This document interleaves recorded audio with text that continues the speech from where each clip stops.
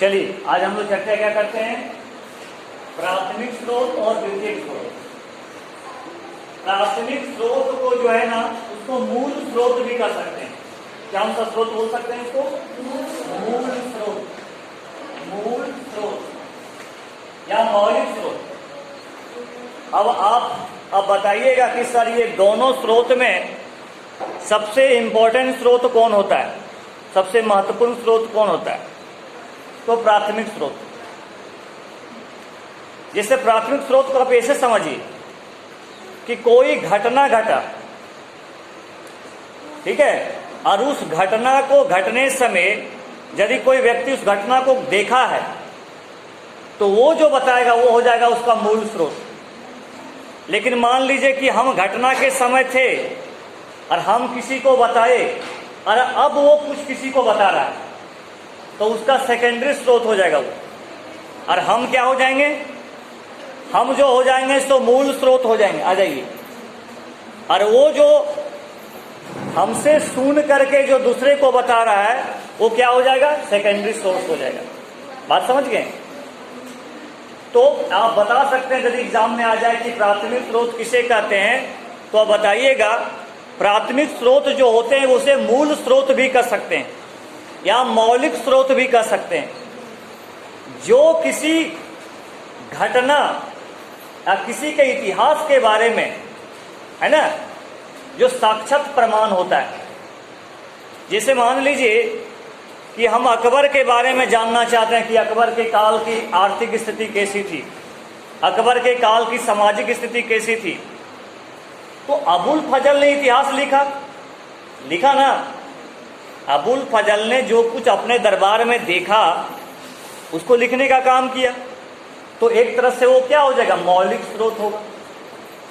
क्या हो जाएगा? वो प्राथमिक स्रोत हो जाएगा। यानी मुगल काल का इतिहास, खासकर यदि हम अकबर का इतिहास बताना चाहते हैं तो क्या अकबर नाम बहुत इंपॉर्टेंट स्रोत होगा कि नहीं? आप समझ गए? लेकिन आप समझिए कि मुगल काल के बारे में वर्तमान में बहुत सारे इतिहासकार लोग किताब लिखे हैं।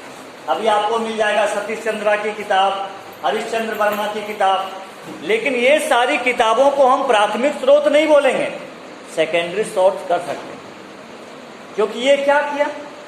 इन्होंने अध्ययन किया अकबरनामा को, इन स्रोतों का अध्ययन करके इन्होंने किताब लिखा। तो सतीश चंद्रा की किताब कौन सी स्रोत हो जाएगी?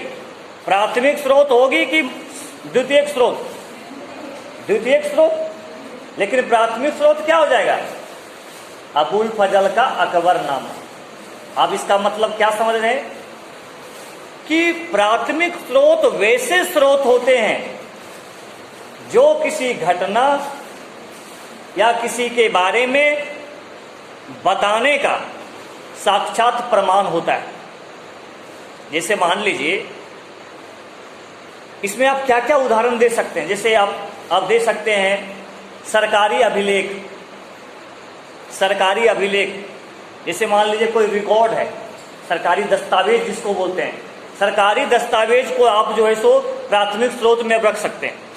जैसे अंग्रेज लोग का जो लेटर था, कोई रिकॉर्ड था, तो उससे फैक्ट पता चलेगा कि उस पीरियड में क्या कंडीशन था, पता चलेगा ना।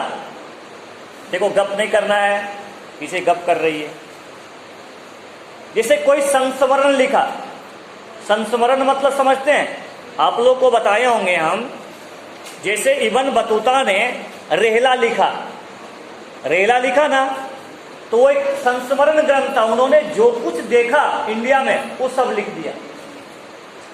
तो वो एक तरह से क्या हो जाएगा? प्राथमिक स्रोत हो जाएगा। समझ में आ गया? ये बहुत इंपॉर्टेंट है, प्राथमिक स्रोत और द्वितीयक स्रोत। अब रेहला के संस्मरण को आधार बना करके कोई इतिहासकार किताब लिख दिया तो वो जो किताब होगा वो सेकेंडरी सोर्स होगा। लेकिन रेहला का जो लिखा हुआ इब्न बतूता, तो रेहला क्या हो जाएगा? प्राथमिक स्रोत हो जाएगा। जैसे हो जाएगा आपका संस्मरण, अभिलेख। समझ गए कि नहीं? मूल प्रतियां, मान लो मूल प्रतियां मतलब दस्तावेज, समझ लीजिए कोई दस्तावेज है तो वो भी आपका प्राथमिक स्रोत में आ जाएगा ना। जैसे आप सिंधु घाटी सभ्यता के बारे में बात करते हो तो उसमें प्राथमिक स्रोत क्या होगा? सिंधु घाटी सभ्यता के इतिहास को बताने का प्राथमिक स्रोत क्या है? पुरातात्विक स्रोत। हमें जो मुद्राएं मिली है, हमें जो भी पुरातत्व में सामग्री मिली है, वो क्या हो जाएगा? प्राथमिक स्रोत होगा कि नहीं? लेकिन इधर ध्यान दीजिएगा, हमने उस खुदाई से जो मिला उसको आधार बनाकर हमने जो किताब लिखा, मान लीजिए हम प्राचीन भारत पर एक किताब लिख दिए, तो मेरी जो किताब होगी, जैसे मान लीजिए है ना, कोई इतिहासकार मान लीजिए कि प्राचीन भारत पर किताब लिख दिया, मान लो हम ही किताब लिखेंगे, तो हम जो किताब लिखेंगे वो प्राथमिक स्रोत होगा कि द्वितीय स्रोत होगा? द्वितीय स्रोत होगा, क्योंकि हम क्या किए, प्राथमिक स्रोत जो था, जो हमें खुदाई से मिला, चाहे हम भी कोई किताब पढ़ करके उसको आधार बना करके हमने लिखा, तो ये क्या हो जाएगा? सेकेंडरी स्रोत। प्रश्न ये उठता है, ध्यान दीजिए, कि एक शोधार्थी के लिए, शोधार्थ मतलब शोध करेंगे, आप लोग जब पीजी कर लेंगे ना, तो आप लोग पीएचडी करेंगे, किसी टॉपिक पर शोध करेंगे, तो एक शोधार्थी के लिए प्राथमिक स्रोत का भी महत्व है और द्वितीय स्रोत का भी महत्व है। एक शोधार्थी के लिए, एक यदि कोई रिसर्च स्कॉलर है, तो उसके लिए दोनों स्रोत का इंपॉर्टेंस है, प्राथमिक स्रोत का भी इंपॉर्टेंस है और द्वितीय स्रोत का भी इंपॉर्टेंस है। कहा जाता है कि जब आप किसी सेकेंडरी सोर्स को पढ़ते हैं तभी आप पढ़ पाइएगा मूल स्रोत। अभी हम लोग को अबुल फजल के बारे में यदि कोई बताने का प्रयास किया, तो कोई इतिहासकार ने बताया, भाई कोई किताब हम लोग पढ़ें, हरिश्चंद्र वर्मा जी का किताब पढ़ें, तो हम लोग को अबुल फजल के बारे में जानकारी मिला कि उन्होंने अकबरनामा लिखा है ना जी। तो हमने सबसे पहले क्या अध्ययन किया? सेकेंडरी सोर्स का अध्ययन किया, तब जाकर के हम क्या किए, फिर मन मेरा किया कि भाई अकबरनामा को मूल ग्रंथ जो है उसको हम पढ़ें। यानी सेकेंडरी सोर्स के जाने बगैर, पढ़े बगैर आप प्राइमरी सोर्स को बढ़िया से नहीं पढ़ पाओगे।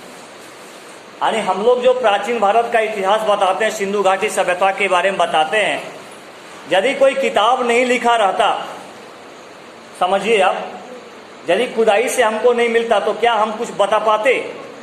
कहीं न कहीं हमको कोई किताब पहले बताने का प्रयास करता है कि सिंधु घाटी की नगरीय व्यवस्था ऐसी थी, सिंधु घाटी सभ्यता में भोलेनाथ की पूजा होती थी।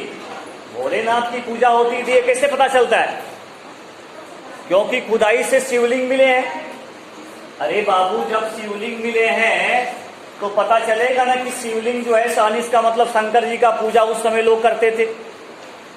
लेकिन हम कोई किताब पढ़े तब तो हमको पता चला कि शिवलिंग मिला है। इसलिए शोधार्थी के लिए सेकेंडरी सोर्स का भी बहुत इंपॉर्टेंस है। द्वितीय स्रोत, अब द्वितीय स्रोत किसको बोलते हैं? प्राथमिक स्रोत की सहायता से जो कुछ लिखा जाता है, जो कुछ कहा जाता है, उसको बोलते हैं सेकेंडरी सोर्स, यानी द्वितीय स्रोत। आप समझ में आया? प्राइमरी सोर्स किसे कहते हैं और सेकेंडरी सोर्स किसे कहते हैं? हरिश्चंद्र वर्मा की किताब जो है वो प्राइमरी सोर्स है कि सेकेंडरी सोर्स है?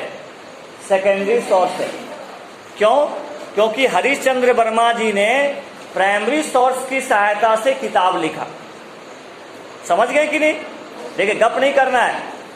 अभी मैंने आपको बताने का, गप करोगे कभी नहीं सीखोगे। इसी तरह गप करते रहिए, फोन करते रहिए, कुछ नहीं मिलेगा लाइफ में। ठीक है? लाइफ में यदि कुछ पाना चाहते हैं ना, तो सबसे पहले माइंड शुड बी कॉन्सेंट्रेट।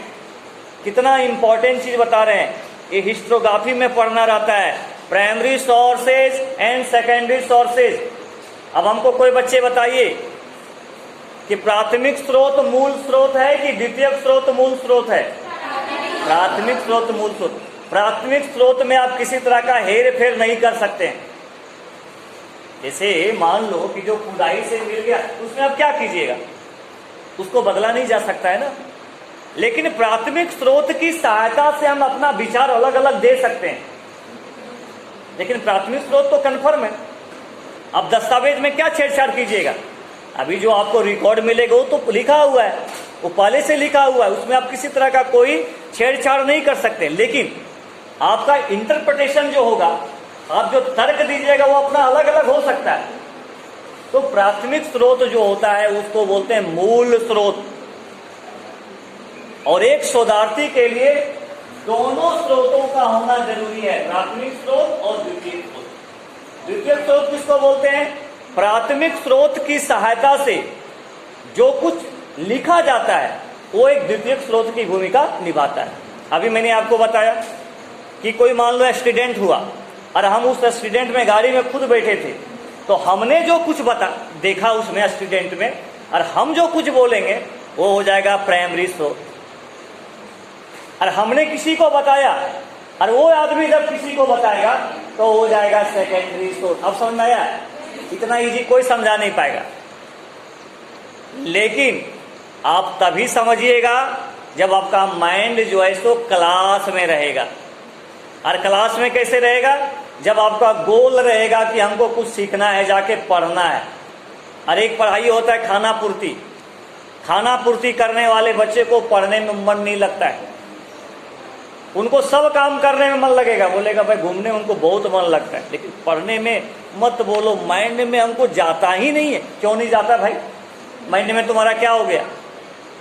अच्छा अच्छा खाना खाओ, स्नान कीजिए बढ़िया से। आपको मन इसलिए नहीं लगता है क्योंकि आपका गोल क्लियर नहीं है, आपको जाना कहाँ है ये पता ही नहीं है। विद्यार्थी को सबसे ज्यादा आनंद किस में आना चाहिए? पढ़ाई में आनंद लगना चाहिए कि भाई हमको कुछ पढ़ना है, कुछ सीखना है। समझ गए? हाँ।